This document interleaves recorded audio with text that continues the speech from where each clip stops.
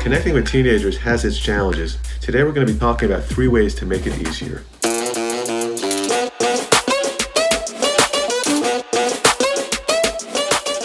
Mark, I want to tell you a story today.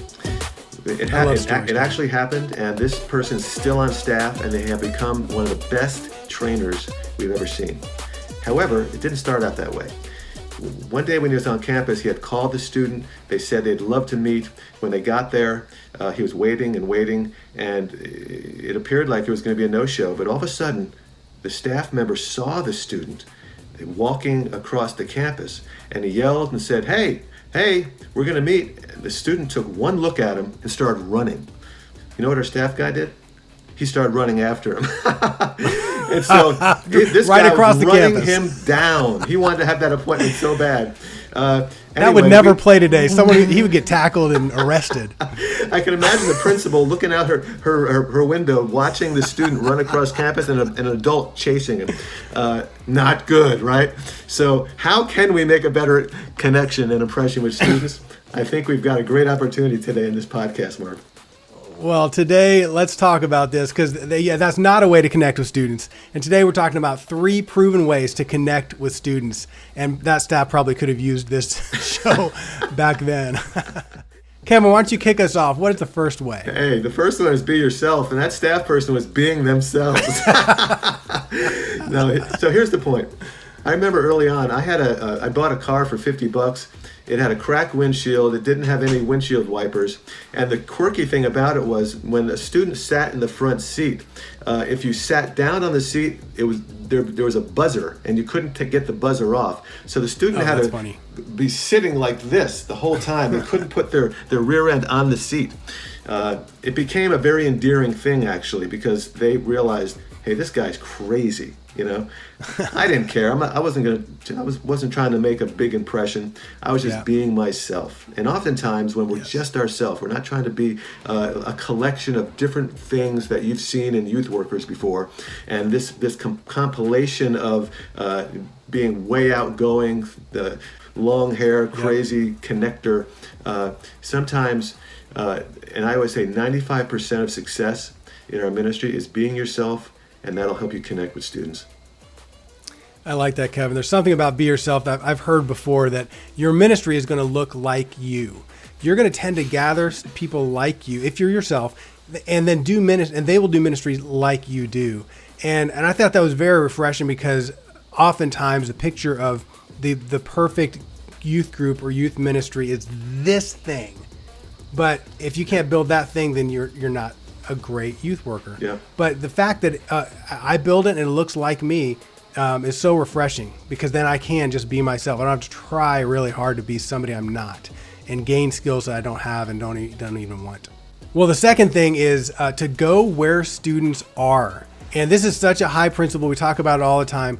When in doubt, go to campus. Go where students are. This is how you connect with students. If you're around students, and if they see you talking to other students, they will begin to trust you, and that will allow connection to happen. You go to football games, you go to basketball games, you go to plays and musicals. You be where the students are. You hang out with students in neighborhoods. You hang out with students at restaurants.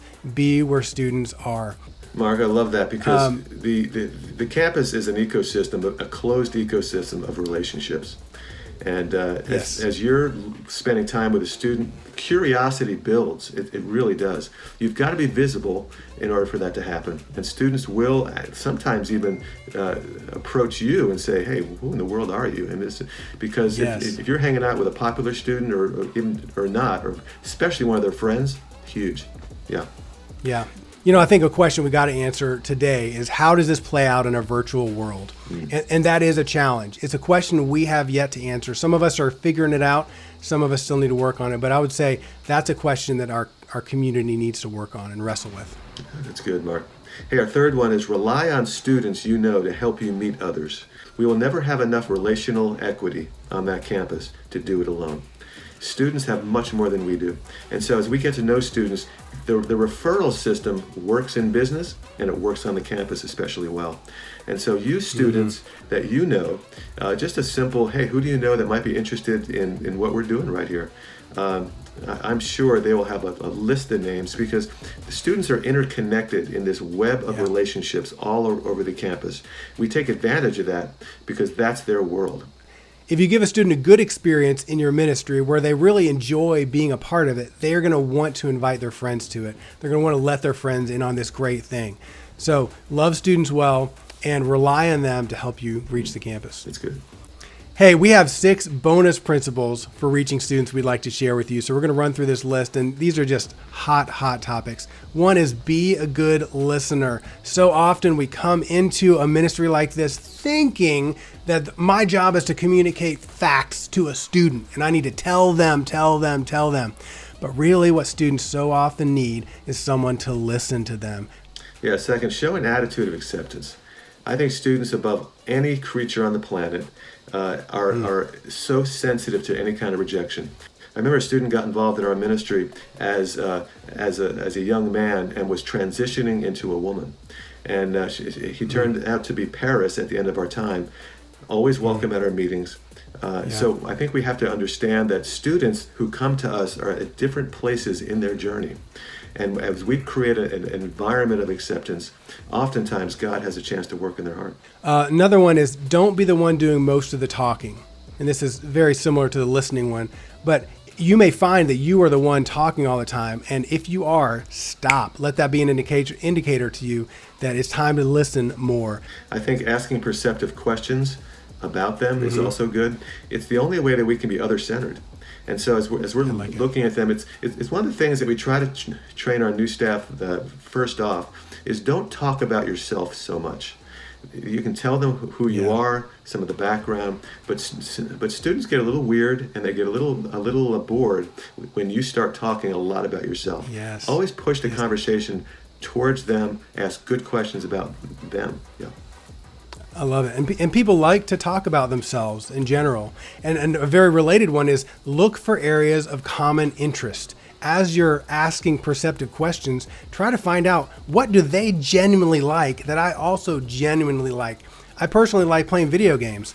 And so that's often where a conversation with guys will go. And a lot of guys do too. And so we'll find a video game that we both like or another activity that we both really enjoy. And we could talk for hours about that. Find that thing that they really enjoy talking about, and you'll have very few problems connecting. And finally, remember names. I don't know about you, but that's a tough one for me. So I've had to learn tools in order to remember them. And so one of the best tools is the palm of your hand. Yep, I just met Bill. Right there. You've got to somehow remember them. It is so huge the second time you meet a student to say their name first. You see their countenance change. They remembered me of all the people on this campus. It just goes a long way. Yeah, some quick principles in remembering names. One is to just try to say their name 3 times in that conversation. And another one is as soon as you walk away from that student, find a corner real quick, pull out your phone, and in a note, type in his name or her name, or your palm of your hand, put it on your palm. Type in his name and type in like blonde hair or soccer player or whatever is true about them and where you met them so you can remember the place. And every now and then glance at that list of students that you're collecting. And if you shared contact information, text them every now and then and say, hey, how you doing? How can I pray for you? Those kind of things. Remembering names is so key. Hey, so today we talked about be yourself, go where the students are, and rely on other students to help you meet other students. These are key principles in connecting with students that if you do them, you won't go wrong. And so as we conclude, what is your favorite way of making a connection with students? We'd love to hear from you. Love to hear your thoughts on that. And as you're sharing that with the community, we'd love for you also to subscribe and like and share this video with others. We want to grow our community here. We want more people to learn how to love students well on a high school campus. So help us continue to grow this community. So this is Mark. And this is Kevin. And this has been Go to the Campus with Crew. So remember, when in doubt, go to the campus.